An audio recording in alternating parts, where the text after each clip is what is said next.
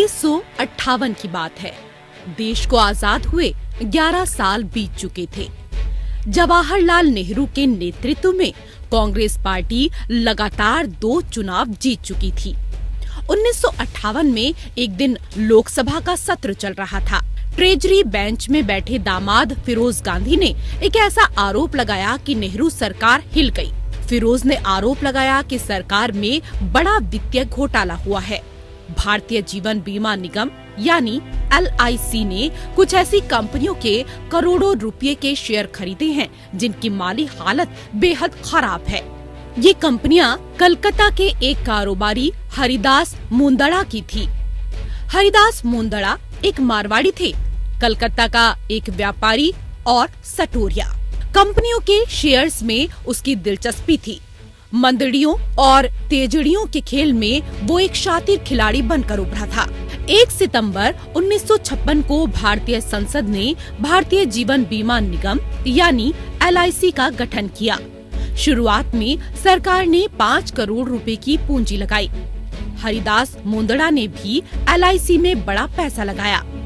उसे पता था कि जब ये खबर फैलेगी कि उसकी कंपनियों में सरकार ने निवेश किया है तो मुनाफे को निश्चित मानकर अन्य लोग भी कंपनियों के शेयर्स खरीदेंगे।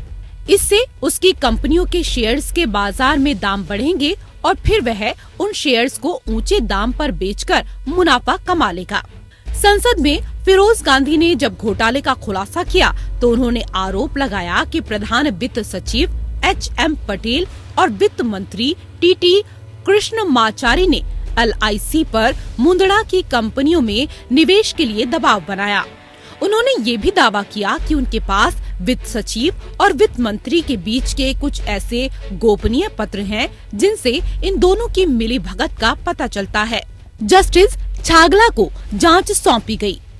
भारत के इतिहास में ये पहला अवसर था जब किसी घोटाले की सुनवाई जनता के सामने हुई। कोर्ट रूम के बाहर बड़े बड़े लाउड स्पीकर लगाए गए ताकि जो लोग अंदर बैठकर कार्यवाही नहीं देख पाए। जस्टिस छागला ने महज 24 दिनों में सुनवाई पूरी कर दी। अपनी रिपोर्ट में उन्होंने हरिदास मुंदड़ा को जालसाजी के लिए जिम्मेदार माना। उसे 2 साल की जेल की सजा सुनाई गई। जस्टिस छागला ने वित्त मंत्री TT कृष्णमाचारी, वित्त सचिव HM पटेल और LIC के कुछ अफसरों पर भी मुकदमा चलाने की बात कही। इन्हें इनके पदों से हटाने का निर्देश भी दिया गया। नेहरू ने तत्काल ही कृष्णमाचारी से इस्तीफा मांग लिया। हालांकि नेहरू का इस घोटाले से कोई संबंध नहीं था, पर इसकी वजह से नेहरू और फिरोज गांधी के रिश्ते सामान्य नहीं रह पाए। वैसे ये सियासत की अजब विडंबना ही है कि हाल ही में कांग्रेस को नेहरू के नाम पर ताने पड़े। आदरणीय सभापति जी, किसी कार्यक्रम में अगर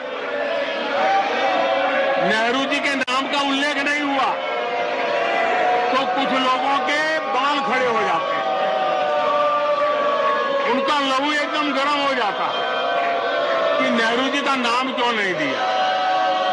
आदरणीय सभापति जी, मैं बहुत आश्चर्य होता है कि चलो भाई, हमसे कभी छूट जाता होगा नेहरू जी का नाम, और छूट जाता होता होगा हम ठीक भी कर लेंगे क्योंकि वो देश के पहले प्रधानमंत्री थे। लेकिन मुझे ये समझ नहीं आता है कि उनकी पीढ़ी का कोई व्यक्ति नेहरू सरनेम रखने से डरता क्यों है।